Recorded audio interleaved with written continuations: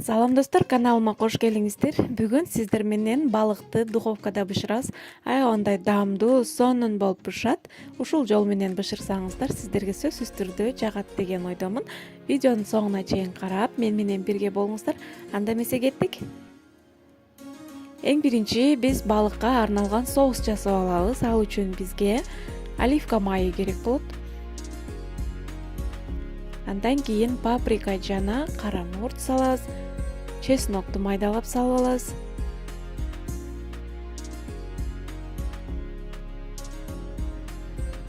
Андан кийин лимондун согунан кошуп койсоңуздар болот. Ушундай сыгып кошуп алабыз дагы. Татымына жараша туз салып, аралаштырып даярдап алабыз.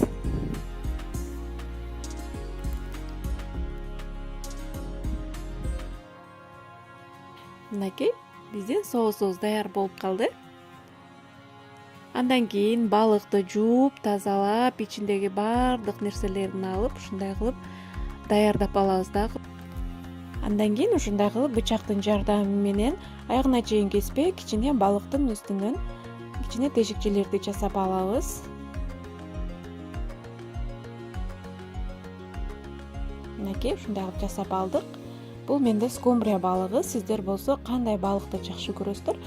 Ошондой балыкты ушундай маринад менен, ушундай соус менен бышырсаңыздар, аябай даамдуу болуп бышат. Сөзсүз түрдө жасап көрүңүздөр. Мындай кылып соусту бардык жерине, балыктын ичи тышына, бардык жагына сыйпап чыгабыз. Бардык жерине толугу менен жетиш керек. Эгерде убактыңыздар көбүрөөк болсо, бир 10-15 минутага тыныктырып койсоңуздар, аябай соусу сиңип, аябай даамдуу болот. Же болбосо бул соус менен сразу эле бышырып берсеңиздер болот. Убактыңыздар тыгыз болсо. Мынакей ушундай кылып бардык жерине сыйпап чыктык. Ушундай листке салып алдым. Андан кийин мага лимон керек болот жана балыкты коздогонго укроп колдонсоңуздар болот. Бул укропту каалооңуздарга жараша, табитиңиздерге жараша кое бересиздер. Эгерде укроп жактырбагандар болсо, кошпой эле койсоңуздар болот. Бизге укроп менен бышырган жагат, ошон үчүн мен укроп кошуп атам. Ичине ушундай кылып сливочный майдан кошуп, кичине андан кийин лимондон салып койсоңуздар болот. Андан кийин укроптон салып, помидор салып койсоңуздар болот. Менде бул скумбрия балыгы өзү эле аябай майлуу балык болгон үчүн мен помидор кошкон жокмун. Эгерде шука, форель балыктарын бышырсаңыздар, сөзсүз түрдө ичине 1-2 тилим помидор салып койсоңуздар, аябай шордуу болуп, сонун болуп бышат. Ушундай кылып ичине салып алып, үстүлөрүнө жана биз кесип алган жерге лимондун салып койсоңуздар болот. Салбай деле койсоңуздар болот. Мен коздук үчүн ушундай алып коздоп алдым.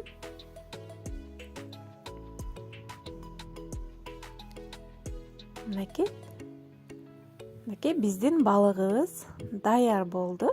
Эми үстүн фольга менен жабып, ысып турган духовкага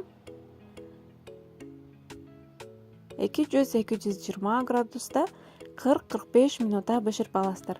Ар ким өзүнүн духовкасынын сырын билет, ошого карап бышырып алсаңыздар болот. Мен 200 градуста 40-45 минутта бышырып алам. Мынакей ушундай кылып жаап алабыз. Мен фольгам ушул эле калыптыр. Кичине жери ачык болуп калды, эч нерсе болбойт. Мынакей ушул жерине жетпей калды кичине.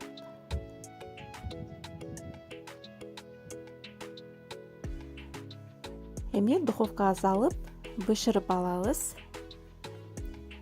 Мынакей биздин балыгыбыз да бышып чыкты. Караңыздарчы, аябай сонун, көрктүү, аябай шордуу, сонун болуп бышып чыкты. Эми даамында сөз жок. Сөзсүз түрдө жасап көрүңүздөр кыздар. Мынакей суусуна нан алып жесеңиздер дагы аябай даамдуу болот, жумшак, сонун болуп бышты. Сөзсүз түрдө жасап көрүңүздөр. Сиздерге жакты деген ойдомун. Эгерде кандайдыр бир сурооңуздар болсо, комментарийге калтырып кетсеңиздер, мен сиздерге сөзсүз түрдө жооп берем. Көңүл бурганыңыздар үчүн чоң рахмат. Кийинки көрүшкөнгө чейин аман туруңуздар.